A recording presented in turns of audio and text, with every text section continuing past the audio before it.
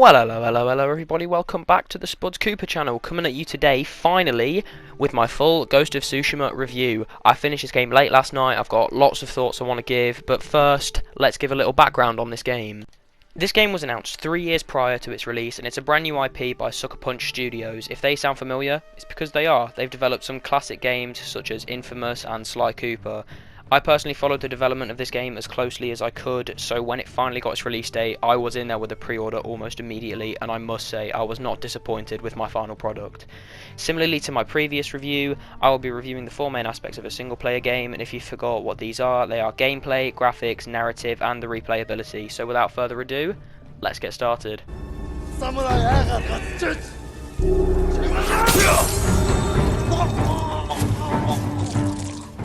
I'm going to start off by talking about the combat because Sucker Punch did a fantastic job.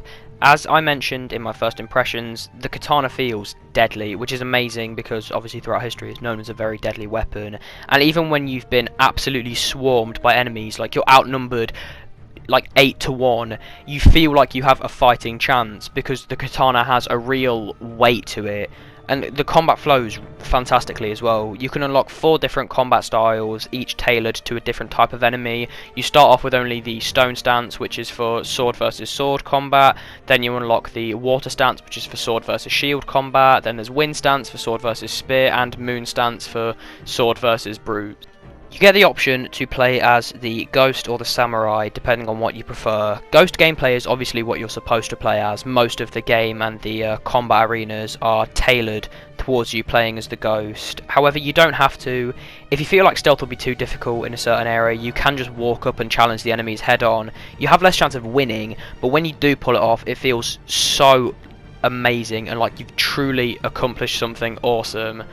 Like most games, you can also have ranged combat. You get 2 different types of bows which can defeat different types of enemies. You get a long bow which is better for armoured enemies because the arrows can go through their armour.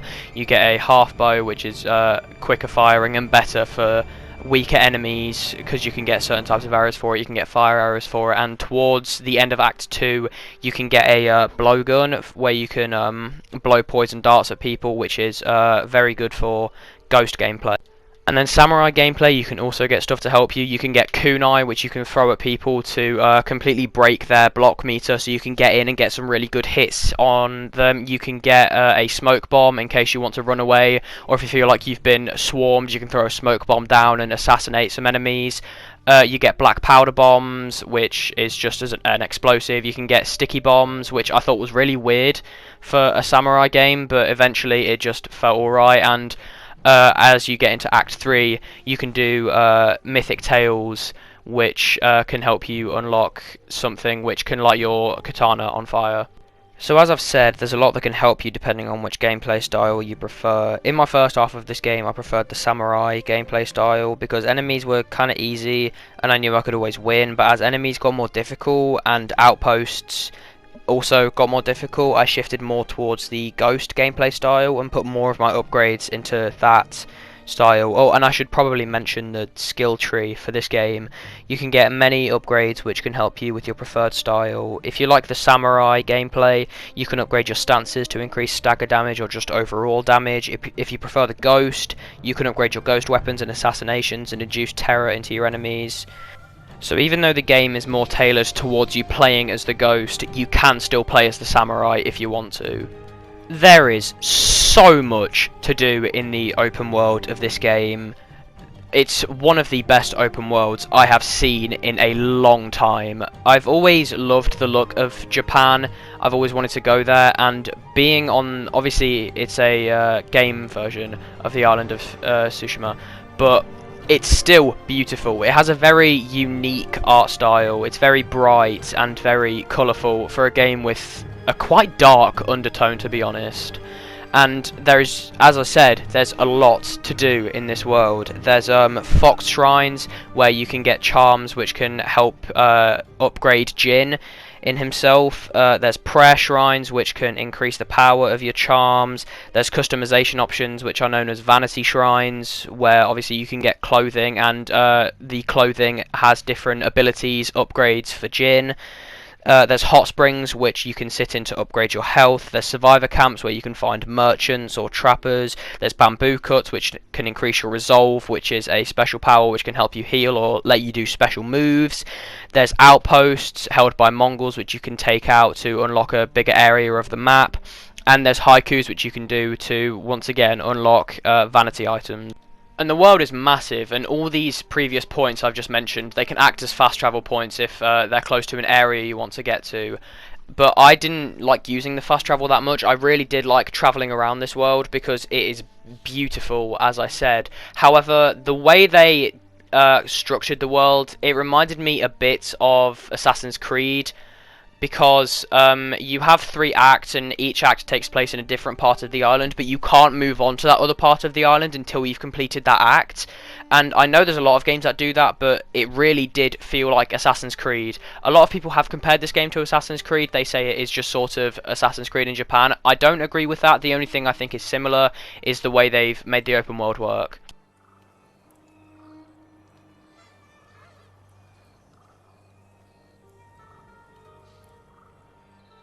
Similar to how I did graphics in The Last of Us 2, I'll be going quiet for a minute or two just to show off some beautiful locations and the stunning art style of this game. So sit back, relax, and marvel at the beauty of this game and some of the shots I've taken in photo mode.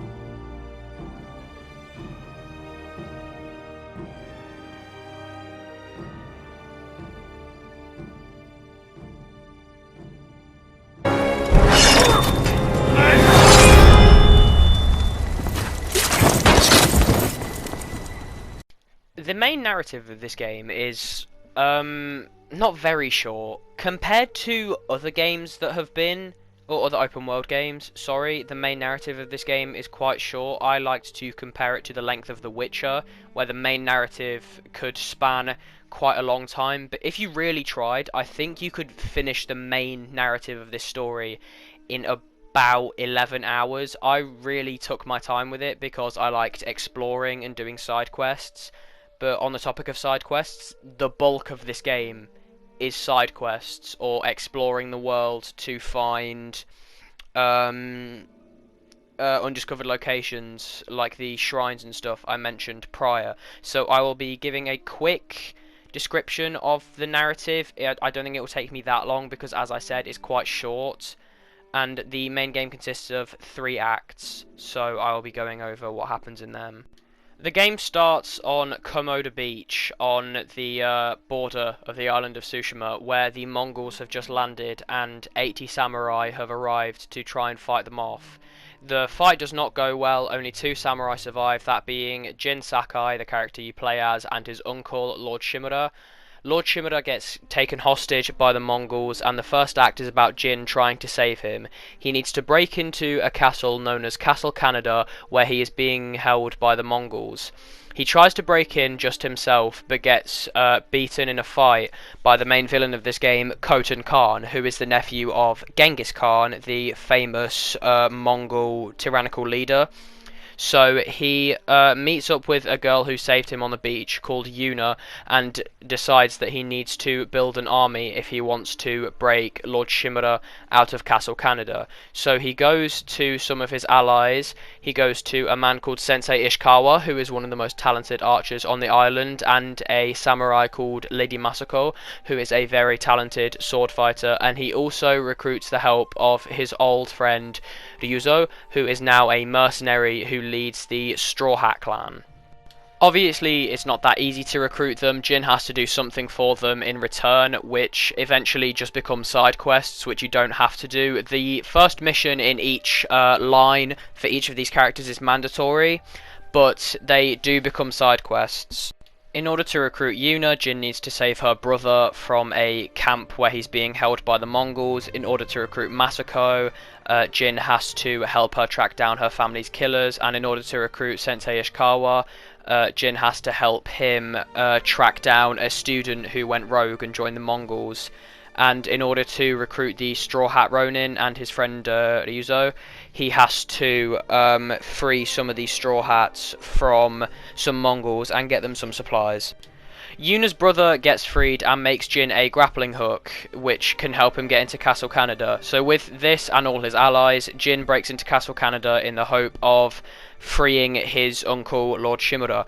But the Straw Hat Ronin don't show up, so you fight with the allies that are there, and it's revealed that the Khan has put a bounty on Jin's head, and the Straw Hat Ronin, being a mercenary group, have decided to take that bounty because Ryuzo is jealous of what Jin has become. Jin and Ryuzo get into a fight, and Ryuzo flees and marches north with the Khan to Castle Shimura. Jin successfully frees his uncle from Mongol grasp, and his uncle says they need to march north to free Castle Shimura from the Mongol grasp, and this is where Act 2 begins. Jin has to go back to his home village and collect his family armour, where he runs into an old friend who raised him after his father died. She teaches him how to make poison darts, which is quite important in the long run of things. After you do this, you can meet with Lord Shimura and storm a Mongol keep. After you take it down, Jin tracks Khotan Khan to another keep where he tries to break in alone, but Yuna's brother Taka shows up and distracts the Mongols, making it easier for Jin to break in. Jin is captured by the Straw Hat Ronin, and so is Taka. The Khan shows up and gives Taka the option to kill Jin for his freedom. Taka instead tries to kill the Khan, which results in him being beheaded. Jin escapes and wipes out the Straw Hat Ronin with the help of Yuna. You can then free Yuna's hometown of Yarikawa from the Mongols, where you can unlock the Ghost Dance, which is a special ability for Jin. After you've done all this, you can then march on Castle Shimura to free it from the Mongols. Khotan Khan is not there but has marched further north, but you can proceed with the attack. The Mongols outsmart the samurai by destroying a bridge so you can't reach them. Jin sneaks in the dead of night, this time encountering Ryuzo again, but this time killing him in a fight. He then proceeds to poison the Mongols, which causes Lord Shimura to dishonour him and imprison him by the rule of the shogun. Act 3 begins with Jin now being known as the Ghost, and he escapes from prison with the help of Yuna's friend Kenji. He is told to find Yuna north of Tsushima, so he flees north on his horse. However, he is caught just as he escapes, and his horse gets shot and sadly dies. Jin buries his horse and infiltrates a Mongol camp, but doesn't find Yuna there. He is then spotted and learns the Mongols learned his poison recipe and plan to march on the mainland and use it there. Yuna saves him again as she is sent out to find Jin's allies, whilst Jin sneaks back into Castle Shimura to leave him a note telling him the plan to march on the Khan. Jin, Yuna, Masako, Ishikawa and an army that has been gathered march on Port Izumi, where the Khan has been located, and proceed to fight the Mongols. When it seems like all hope is lost, Lord Shimura and his army show up and turn the tide towards the samurai's favour. Jin fights the Khan and wins, but the Khan flees towards a ship where Jin chases him and gets into another fight. Jin wins once again, beheads the Khan and proceeds to return to where he was staying with Yuna. Yuna says that Lord Shimura needs to see Jin at the dojo where they once used to spar for training. Lord Shimura and Jin meet there and proceed to Jin's family cemetery, where Lord Shimura reveals that he has been ordered to kill Jin by the shogun. You then have a boss fight with Lord Shimura. After you win, you get the option to kill or spare him. I personally chose to spare him, but I want to know what you all picked, so let me know. The camera fades to black and the credits roll.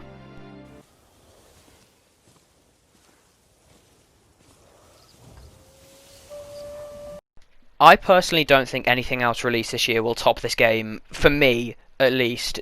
Playing this game has been the most fun I have had on a game since the release of Red Dead Redemption 2, and I really just need to commend Sucker Punch and everyone who works on this game for everything they have done. They have made an absolutely fantastic new IP, new game, and it is a very good end for the PlayStation 4 lifespan. In terms of replayability, I will definitely play through this game again. I know that, but it's about when I will do it, because I am going to 100% this game. I have decided that. I have promised myself that, and I'm already working on 100%ing it. I have already completely liberated the first region from Mongol terror, and I'm currently working on doing my second region.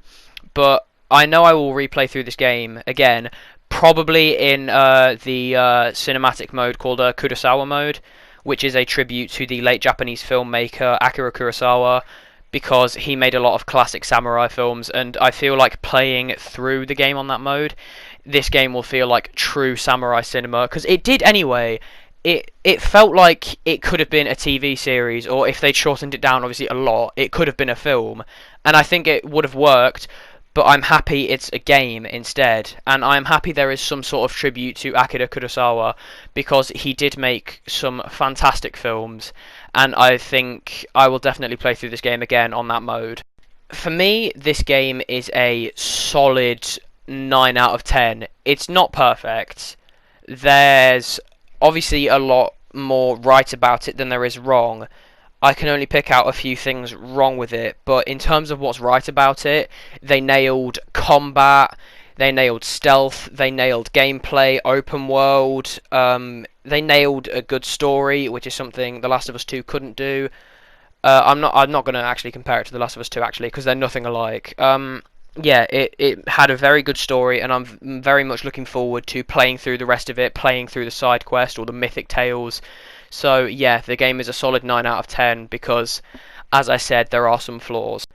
And with all that being said, that is going to be the end of this video. Thank you very, very much for watching. Expect more reviews in the future. I'm thinking the way I want to go with this channel is obviously reviewing new games, but also reviewing older games. For example, I got Watch Dogs 2 for free because of the Ubisoft Forward event, so I will be doing a review on Watch Dogs 2 very soon. I also want to review games I've already played. I will replay them and give a review of what it's like on my second or third time playing through, so I want to do that. So if you're interested in the future of this channel or anything I've just said, please feel free to subscribe, because I'm really enjoying doing this at the minute, and it's something I will keep coming back to, something I will keep like consistently putting out content for. So please feel free to like, subscribe, and once again, thank you for watching this video. Goodbye.